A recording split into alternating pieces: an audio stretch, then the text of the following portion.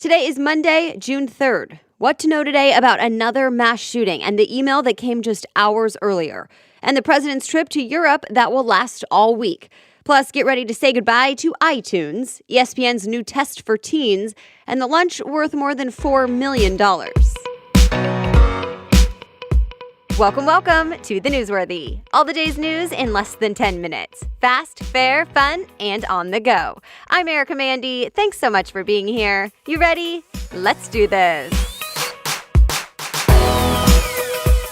Well, unfortunately, today we have to start with another mass shooting. It happened in a municipal building in Virginia Beach on Friday. CNN reports 12 people died and 4 others were hurt. Most of the victims and the gunmen were city employees. The 40-year-old gunman died in a shootout with police, but as far as his motive, authorities aren't so sure. City officials told the AP he quit in an email the morning of the shooting, giving his 2 weeks' notice just hours before opening fire. Authorities are working to find out why. He was considered to be in good standing. He also did not have a criminal record, and 2 of the guns he used were bought legally. But authorities promised to only say the gunman's name once. Instead, the focus has really been on the victims. Police released their names, photos, job titles, and other details, and the community there held a large vigil over the weekend to honor them. President Trump and the First Lady arrive in London today for a state visit to the United Kingdom. He'll be with Prince Charles today and Prime Minister Theresa May tomorrow. Mostly, he's there for social events and ceremonies, and later this week, he'll join world leaders to commemorate the 75th anniversary of the D-Day invasion during World War II. But first, the AP reports in the UK, there's some other stuff that could come up, like Huawei, for example. Remember, Huawei is a Chinese tech company that President Trump says is a global security threat, warning it's controlled by the Chinese government, even though the Chinese government says not true. Either way, the U.S. has stopped working with the company and is pressuring Britain to do the same. So far, the government there hasn't decided. And President Trump just weighed in on Brexit even before arriving, telling the Sunday Times that the UK should walk away from negotiations with the European Union if it cannot get a good deal. It's a touchy subject right now. Prime Minister Theresa May is stepping down because she couldn't get enough support for her deal.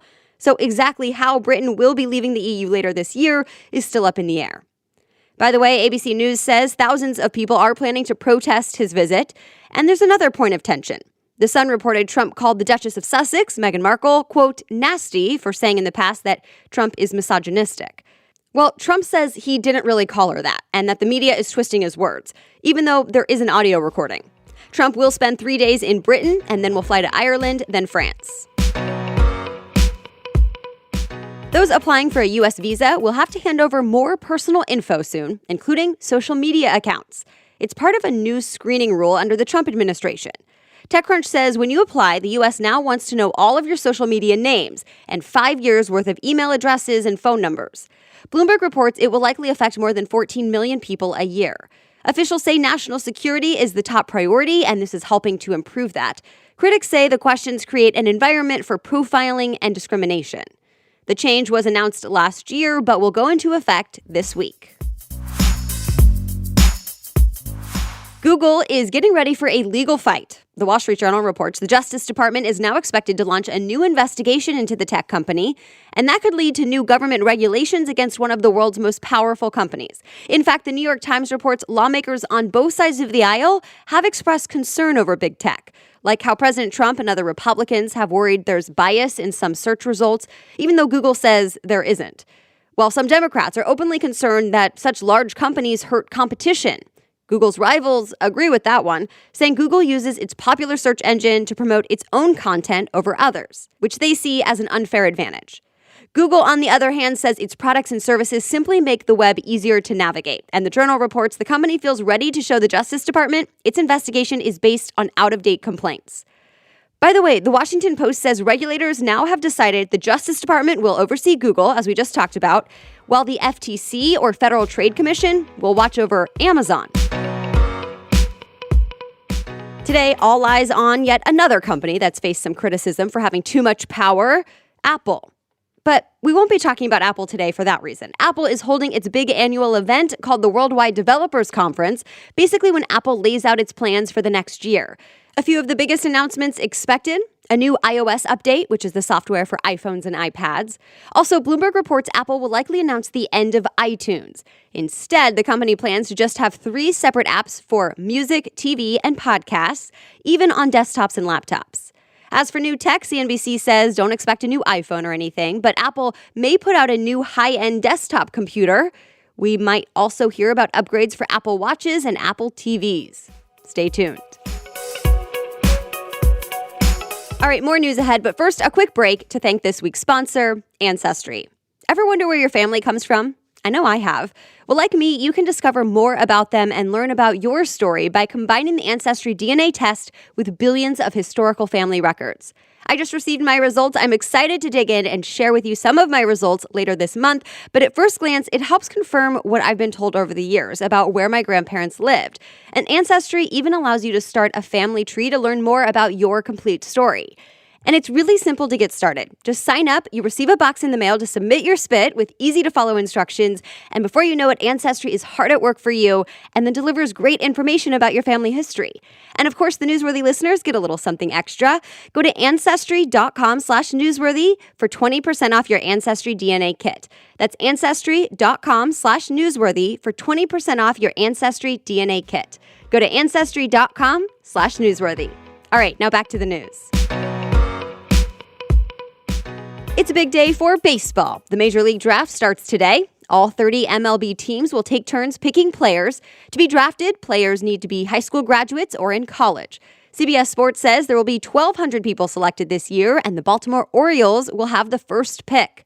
Players picked in the first 2 rounds are looking at $1 million signing bonuses. The draft is broken up into 3 days, and you can catch the first 2 rounds tonight at 7 o'clock Eastern Time on the MLB Network. ESPN hoped to reach more teenagers with a new way to watch the NBA Finals. Variety reports the network tested a special live stream on its app for Game 2 last night, with a few more casual hosts and emoji-like symbols and cartoons popping up during the game. Experts say it's meant to be like the hugely popular live streaming platform Twitch that broadcasts video games and esports. But critics are already saying ESPN kind of missed the mark, that unlike Twitch, the new NBA stream had little to no interaction that teen fans often look for. Either way, ESPN has been testing a variety of new ways to watch sports as people's viewing habits are changing. An anonymous bidder agreed to pay a record amount for a private lunch with billionaire Warren Buffett. More than $4.5 million, and it's all for charity. Of course, Buffett is the chairman of Berkshire Hathaway and one of the richest men in the world. Reuters reports he's held this auction for nearly 20 years in a row now, where people can bid to have lunch with him all through eBay. The proceeds go to the Glide Foundation, which is a charity that serves the poor, homeless, and people battling substance abuse. The winner will get to bring 7 friends, and they'll eat at a steakhouse in Manhattan. Godzilla, King of the Monsters, was the king of the box office over the weekend, but still, it didn't do quite as well as expected. The movie is the 3rd Godzilla installment. Variety says it was number 1, bringing in $49 million in North America, but it was still well behind the first 2 Godzilla movies. Aladdin slipped to number 2, Rocketman took 3rd place. And that's it. You are all caught up from the weekend. Thank you so much for listening. And a quick reminder to any women in the LA area, I will be in Santa Monica this Tuesday night interviewing my friend about her book, Bossed Up. You can learn more and join us for free. Just register at bossedup.org/LA. Again, check it out and learn more at bossedup.org/LA. As always, if you want to read more about any of the stories we talked about, just go to the homepage of thenewsworthy.com, click episodes, and look for today's date. You'll find all the story sources and links right there. The Newsworthy is ready for you to listen every weekday by 4 in the morning. I'll be back with more news tomorrow. Have a great day.